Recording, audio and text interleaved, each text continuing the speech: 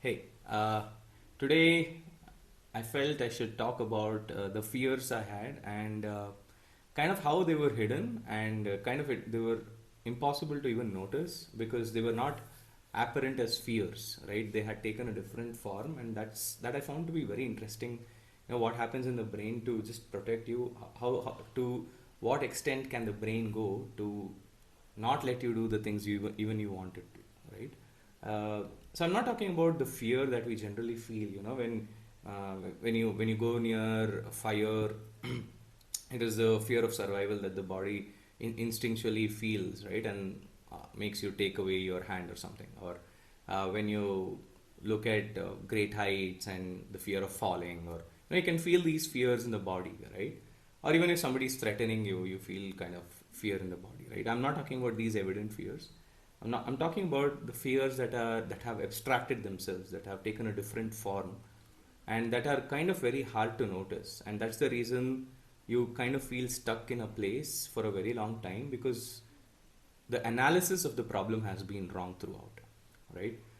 So when you're trying to solve any problem, there are parts to it, right? First, in figuring out where the problem is, and after you figure out where the problem is, can you take the right course of action? And again, to evaluate whether the problem was solved or not, right? So there, basically, you can break it down into three major phases, right? The analysis phase, the execution phase, where you execute a set of steps to solve that particular problem, and then you evaluate whether that problem was actually solved or not. And all these three techniques have to be precisely right. Because if your analysis is wrong, then no matter what you execute or what you evaluate, it is eventually going to end up wrong, right? And then you are going to be disappointed, thinking, I'm never able to find this problem in the first place. So, evaluation is extremely critical. Our judgments, our understanding, our models of the world, our belief systems, our interpretations, our perspectives, all these dictate how the evaluation is carried out, right? So it is extremely important that we have an unbiased perspective towards our own problems or any other problem that we are trying to solve, right? Otherwise, our own biases, our own perspectives, which are distorted, can lead to a wrong evaluation, right? And henceforth, you will have a wrong execution and a wrong evaluation also. Wrong analysis in the first place, and then a wrong execution, and then a wrong evaluation, right? So, having said that, so there was some aspect in me always that felt that this is not it in life, okay? There is something more to it. So I was feeling extremely claustrophobic, like out of sync with the world when I was in the corporate sector, like making decent money, having the life that many people dream of and everything. But at the same time, I could feel that there is something in me which is unfulfilled. There is something in me which is wanting to thrive beyond what there already is. And maybe, I don't know, I never knew what it was. All I knew was that was not what I wanted, right? That was very clear that it is not it. I don't know what it is, but what I'm currently doing, that is not it. That was extremely clear. So I took a plunge, I came out, and then I did my own freelancing in software again. Again, I found out more truths about myself and a plethora of things. But fast forward to like next last year around this time, 2023 February around. That's when I gave a lot of time to myself. I mean, that is something I usually do. That giving a lot of time to myself to understand myself better. And once I understand myself better, I can see the world in a clearer and better lens, and that helps me understand the world also better. So there is always this drive to, I don't know, understand or grow and all of it. It is maybe ingrained, that is beyond the scope of this video, but and I don't even know why I'm born or why somebody is born in a particular way. That is like beyond all these. But given this set, right? Given, let's say you want to play cricket, right? And you're put in the field. Now you have to play the game, right? Now, if you keep questioning why am I put, maybe it will come later. But first, you need to know what this game is. Let's say if you even want to engage with the world, right? Like you need to know what cricket is, what the rules of the game are, and only if you know the rules of the game can you really play well, right? Only then will skill even have a value, when you understand the rules of the game you're trying to play. Similarly with life, you can live well, you can experience it well, you can thoroughly make use of every moment only when you know the rules of the particular game you are playing. And the most important thing is we are all playing a different game, right? We all are humans, we all look alike, all those things are there, but our experiences are extremely subjective. Just think about it, right? Like from the moment I was born, from the moment you were born, from the moment somebody else was born, we all have been exposed to different set of data from the moment we are born, right? The kind of organs, the kind of mechanisms and the instruments we are given that receive this information is different. The environment we are put in is different. And henceforth, our experience is extremely unique. Just like the way we look, right? Although we have similarities in the way we look, we all have a head, we all have arms, legs, digestion, respiration, all the processes are very similar. Uh, you cannot find two people with the same fingerprint. You cannot find two people with the same facial features, or even the combination is so unique that there is individuality in every single human being, right? Similarly, on an experiential level, I think it's more distinct that our features and our experiences are even more vivid and even more unique, correct? So there may be similarities, right? And that's the reason we are able to communicate with other humans also. And that's also, I guess, the reason why we communicate better with a few humans better than other humans, right? Like, so we gel, we have a certain set of circle, we have a set of things we like to do, right? And usually through the work we do, we find those common people because work is an expression of who you are.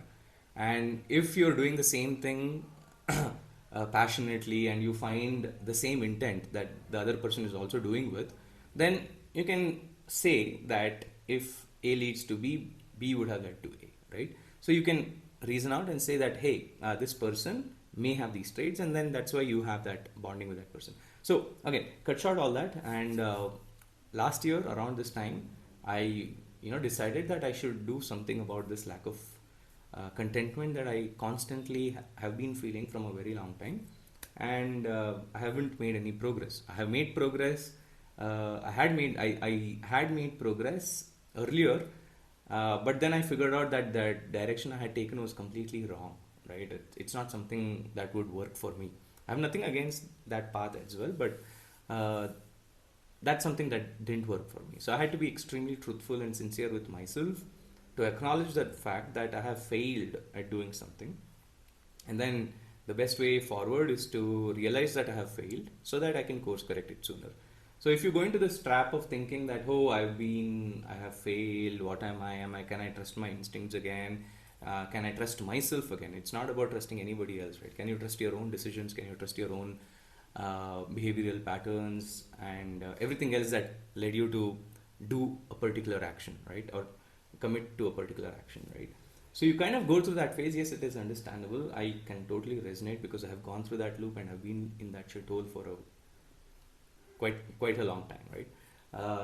So what then, I mean, the best thing to do then is to acknowledge that you're in that place, right? Like, yes, you want to come out of it, but you need to put all the effort and you need to be able to see clearly why you're there and why you're still there, right? The only the why can actually help you come out of it, nothing else.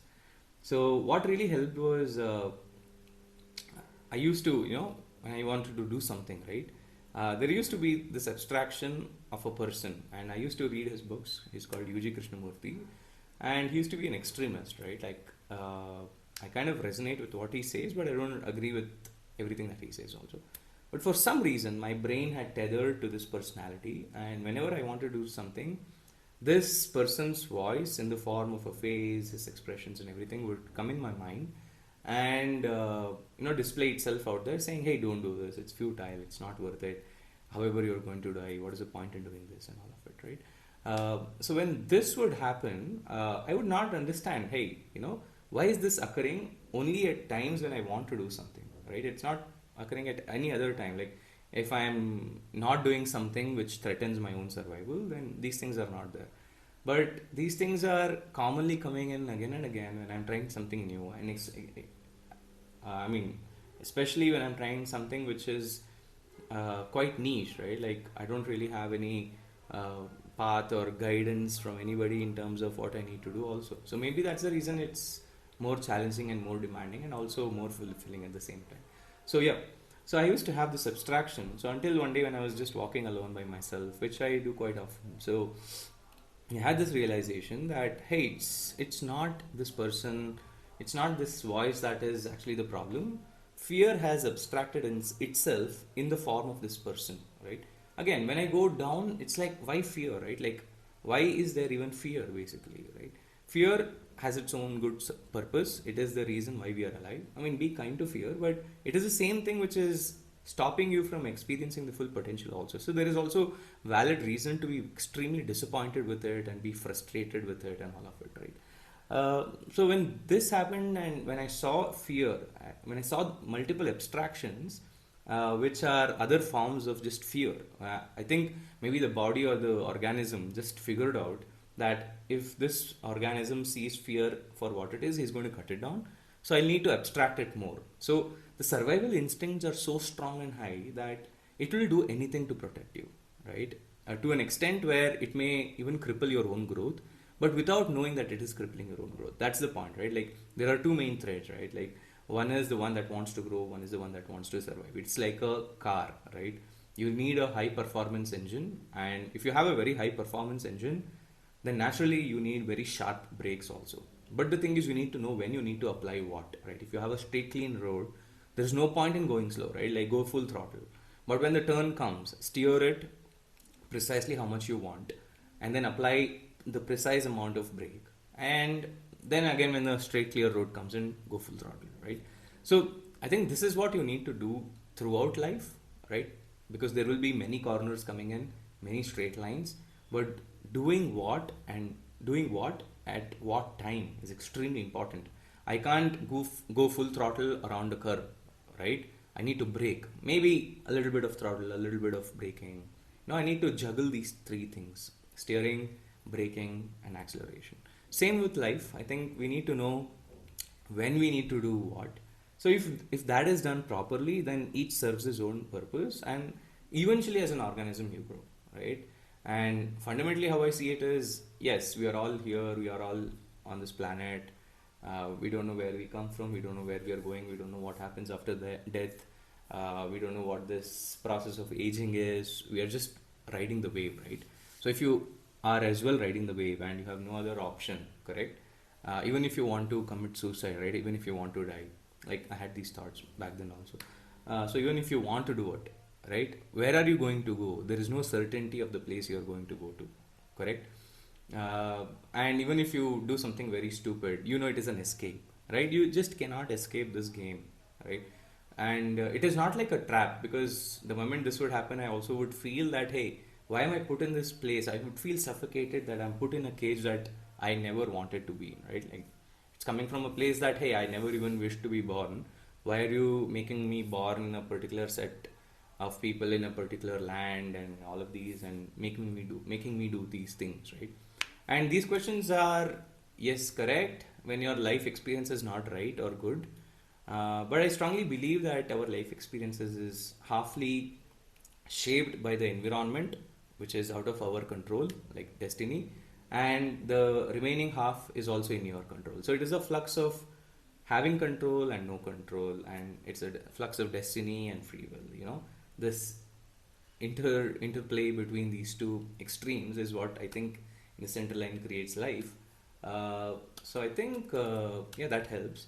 So if you could, I mean, main takeaway again, wanted to mainly speak about fear, but yeah, because these things are interconnected, you just can't talk about one thing. I think it's very important to connect all the dots together to give an entire perspective on what is being told and from what angle, correct?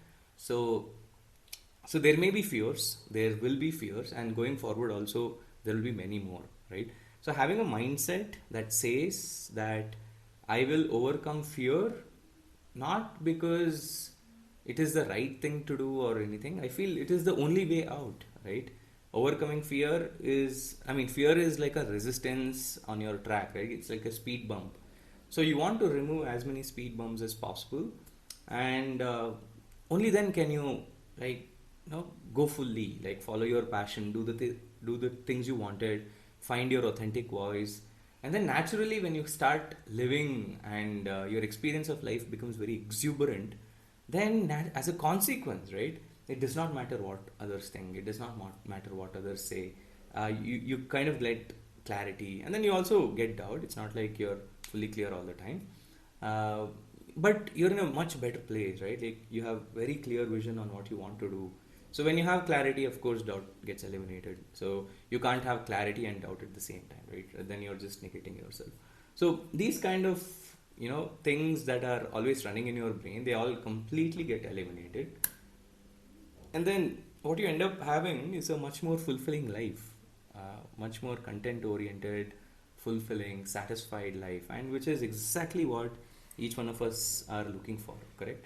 uh, I mean, the reason we do an activity to distract ourselves from something else, like it's not like we are not doing in any activity, right? It's not like you're, even if you're sleeping, that is an activity, right? Like for example, if you don't like doing something and you are procrastinating it, which means you're doing B in order to avoid A, right? Even if you're thinking about it, even if you're sleeping through it, even if you're just distracting yourself and watching a movie or whatever, right? Like having that particular clear intent and as to why you're doing it, then any activity can be done with fulfillment. It's not about telling watching TV is bad, or it's not the right thing. It's not that. It's just the intent, which is very important. So when you see that honestly and truthfully, right? Like when you see the fear for fear, and when you see that you have done well and acknowledge that you have done well, like see it for what it is, then life opens up, and I think it is its way to its way to feel fulfilled, or I don't know what the bigger purpose of life is, what it wants to achieve through us humans and organisms, and all of these things. I'm again using the word achieve because it's very human centric, and even language itself is very human centric, right? And again, very contextual. Only some people can understand these sounds depending on how they interpret it. Again, it's a very different topic, very long separate topic, but extremely important to get rid of the resistances that are on our way. And one of the major resistances which is on our way is fear, right? And it can take many abstractions. Just spend some time with yourself, and they will pop up, they will come, they will arise. See it, deal with it, and then the moment you witness it, it kind of loses its power. That's the magic. You don't really have to do anything, and then the brain goes back to its old patterns of bringing that back again and again. But now what happens is every time it comes, you recognize that, oh, it is that, and you'll be like, hey, it's okay. Now is not the time for you, right? Its time will come. Its time is necessary. Fear should have its role, otherwise we wouldn't even be alive. But you can just say that, hey, now, not now, right? Like not now. You can just relax now, and when you are there, when you're needed, you definitely need to come. So act at that point in time and not now, and give other channels of your brain an opportunity to thrive. So definitely fulfilling, I can assure you. At least my experience has been that, and only that experience is wanting me to share it, because it's kind of simple and complex at the same time, just like it's destiny and free will at the same time. So yes, see you.